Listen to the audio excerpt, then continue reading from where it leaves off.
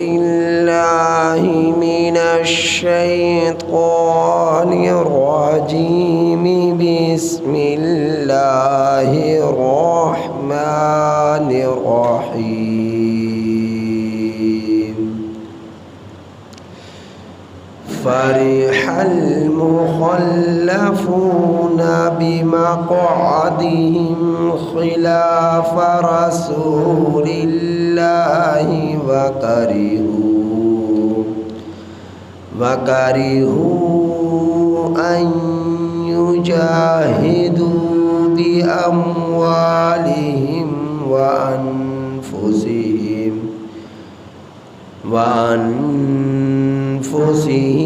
في سبيل الله وقالوا لا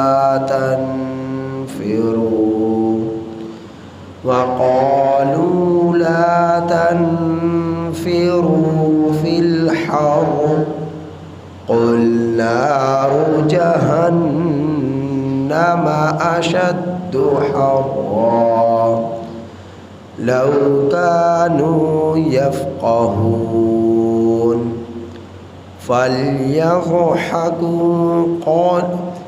فليضحكوا قليلا وليبكوا كثيرا جزاء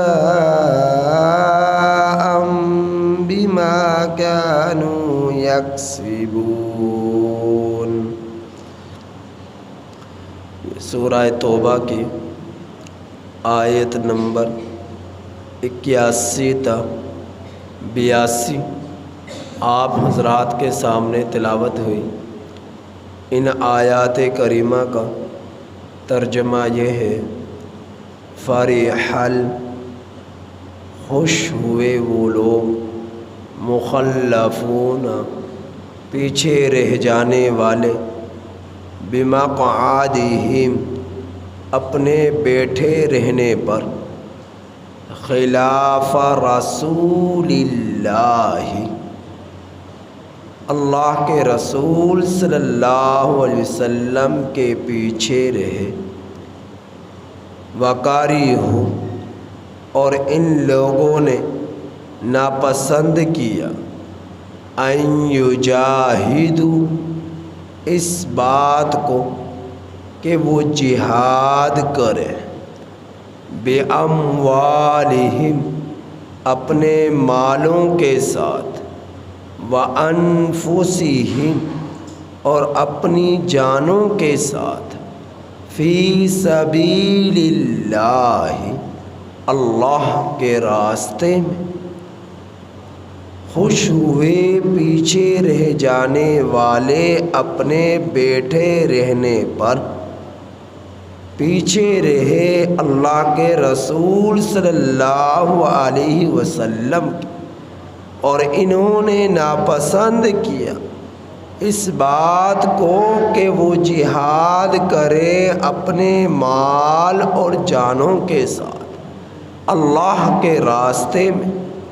وقالوا اور انہوں نے کہا، لا تنفروا نہ کوچ کرو تم لوگ، فی الحر گرمی میں. قل اے میرے پیغمبر، اے میرے مصطفیٰ، اے میرے محمد صلی اللہ علیہ وسلم، آپ کہہ دیجئے، نار جہنم جہنم کی گرمی، جہنم کی آگ، اشد حرا زیادہ سخت گرم ہے. لو کانوا یفقہون کاش کہ یہ لوگ سمجھ جائیں. فَلْيَضْحَكُوا سو چاہیے کہ یہ لوگ روئیں، قلیلا تھوڑا. فَلْيَضْحَكُوا سو چاہیے کہ یہ لوگ ہنسیں، قلیلا تھوڑا. وَلْيَبْكُوا كَثِيرًا، اور چاہیے کہ یہ لوگ روئیں زیادہ. فَلْيَضْحَكُوا قَلِيلًا، سو چاہیے کہ یہ لوگ روئے ہنسے. یضحک، سو چاہیے کہ یہ لوگ ہنسیں. قلیلا، تھوڑا. وَلْيَبْكُوا كَثِيرًا، اور چاہیے کہ روئے زیادہ. جزاء، بدلہ ہے. بما كانوا یکسبون، ان کاموں کا جو یہ لوگ کمایا کرتے تھے. پہلے تفصیل سے یہ بات آپ حضرات کے سامنے بیان ہو چکی کہ غزوہ تبوک سخت ترین گرمی میں ہوا، اور ایسے موقع پر ہوا کہ جو موقع پھلوں کی پیداوار کا تھا اور فصلوں کی پیداوار کا تھا. ایسے موقع پر غزوہ تبوک پیش آیا. اللہ کے رسول صلی اللہ علیہ وسلم حضرات صحابہ کرام رضی اللہ تعالی علیہم اجمعین میں یہ اعلان فرمایا کہ تم سب میدان جہاد کے لیے نکلو. اور چونکہ یہ میدان، یہ لڑائی رومیوں کے خلاف تھی، اور رومیوں کی تعداد لاکھوں میں تھی، اور مسلمانوں کی تعداد رومیوں کے مقابلے میں بہت تھوڑی تھی، اور سفر بہت لمبا تھا، مہینوں پر محیط یہ سفر تھا. اب اکثر پیدل چلنے والے تھے، سواریاں کم تھیں. روایات میں آتا ہے کہ جب مسلمان نکلے اس غزوے میں تو پاؤں پر چھالے پڑ گئے، اور یہاں تک آتا ہے کہ چل چل کر بعض مسلمانوں کے پاؤں کی انگلیوں کے ناخن اتر گئے. اندازہ کیجئے، پاؤں کے سے انگلیوں کے ناخن تک اتر گئے چل چل کر. اتنا لمبا سفر، اور پاؤں میں چھالے پڑ گئے. مسلمان مجاہدین اسلام جب رومیوں کے خلاف جہاد کے لیے نکلے، ایک طرف تو تعداد کم، ایک دوسری طرف وسائل کم، تیسری طرف سخت ترین گرمی، اور چوتھا پھلوں کی پیداوار، فصلوں کی پیداوار، جس پر ان کے پورے سال کی روزی کا انحصار ہوا کرتا تھا. دار و مدار ہی اس موقع پر تھا. تو بہت بڑی آزمائش بھی تھی. اور پھر 5ویں نمبر پر دیکھیں کہ جن سے لڑنے جا رہے ہیں وہ ان سے کئی گنا زیادہ، لاکھوں کی تعداد، تربیت یافتہ رومی لوگ. تو آپ صلی اللہ علیہ وسلم نے جب اعلان فرمایا، جو منافق لوگ تھے انہوں نے بہانے کیے، ہیلے کیے، اور وہ ہیلے بہانے کر کر پیچھے رہ گئے. اور مسلمان جو پکے مسلمان تھے نبی کریم صلی اللہ علیہ وسلم کے ساتھ رومیوں کے خلاف جہاد کے لیے نکل پڑے. اب یہاں جب مسلمان نکلے رومیوں کے خلاف جہاد کے لیے اور چلے گئے، اب پیچھے سے یہ منافقین خوش ہونے لگے کہ دیکھو ہم نے دھوکہ دے دیا، ہم نے ہیلا کر کر، بہانہ بنا کر ہم لوگ پیچھے رہ گئے نبی کریم صلی اللہ علیہ وسلم اور مسلمانوں سے. تو ہم اس بات پر خوش ہوئے کہ اب یہ جا کر یہ کیسے مقابلہ کریں گے، یہ انہوں نے مرنا ہے، یہ جا کر یہ بچ کر تھوڑی آئیں گے. تو اس طرح آپس میں مذاق کرنے لگے اور خوش ہونے لگے. انہیں یقین نہیں تھا کہ یہ مسلمان کامیاب ہو کر آ سکتے، لیکن اللہ کے فضل سے مسلمانوں کو میرے رب نے فتح نصیب فرمائی، اور رومی ذلیل ہوئے اور مسلمان فاتح بن کر واپس لوٹے. تو جس وقت مسلمان رومیوں سے لڑنے کے لیے نکل پڑے، پیچھے سے یہ خوش ہوئے، میرے رب نے ان کے اس خوشی کا ذکر فرمایا کہ جو مسلمانوں کو بظاہر یہ دھوکہ دے کر خوش ہو رہے تھے تو کیسی تھی ان کی خوشی، اور ان کے لیے عذاب وعید کا ذکر فرمایا میرے رب نے۔ کیا فرمایا؟ فرمایا فرح المخلفون، خوش ہوئے پیچھے رہنے والے اپنے بیٹھے رہنے پر پیچھے رہے اللہ کے رسول صلی اللہ علیہ وسلم کی۔ وَكَرِهُوا، اور ان منافقین نے ناپسند کیا اس بات کو کہ أَن يُجَاهِدُوا بِأَمْوَالِهِمْ وَأَنفُسِهِمْ، کہ یہ لوگ جہاد کرے اپنے مالوں کے ساتھ اور اپنی جانوں کے ساتھ، فی سبیل اللہ، اللہ کے راستے میں۔ اب میدان جہاد میں نکلنے کے لیے چندے کی بھی اپیل کی، اور یہ بھی فرمایا تم لوگ نکلو اپنی سواریاں لے کر۔ ان منافقین نے نہ چندہ دیا نہ میدان جہاد میں نکلے، دنیاوی جان انہیں محبوب ہوئی، دنیا کے مال اور دولت انہیں محبوب ہوئی، دنیا کی پیداوار انہیں پسندیدہ ہوئی، دل کو بھا گئی اور دھوکے میں ڈال دیا، اور یہ لوگ پیچھے رہ گئے، جہاد کے لیے نہ نکلے، مال کی محبت نے، جان کی محبت نے انہیں پیچھے کر دیا، رب کی نافرمانی پر انہیں جو ہے مبتلا کر دیا۔ تو اللہ تعالیٰ فرما رہے وَقَالُوا، اور یہ ان لوگوں نے پھر یہ کہا، پیچھے بھی رہے اور پھر ساتھ میں مسلمانوں سے کہا، اپنے ساتھیوں سے بھی کہا، کیا کہا؟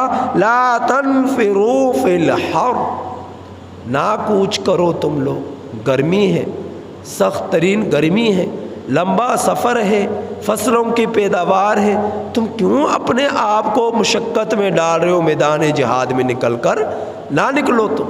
منافقین یہ کہنے لگے اپنے ساتھیوں سے اور مسلمانوں سے۔ اب سنو میرے رب نے کیا جواب دیا، اللہ نے کیا جواب دیا، اللہ نے کیا فرمایا؟ فرمایا قل، اے میرے پیغمبر، اے میرے مصطفیٰ، اے میرے محمد صلی اللہ علیہ وسلم، آپ ان منافقین سے کہہ دیجئے، ان بدبختوں سے کہہ دیجئے، ان نافرمانوں سے کہہ دیجئے، ان کافروں سے کہہ دیجئے، کیا کہہ دیجئے؟ نار جہنم، جہنم کی آگ، اشد، زیادہ سخت ہے اس کی حرارت، گرمی، جہنم کی آگ کی گرمی دنیاوی گرمی سے زیادہ سخت ہے۔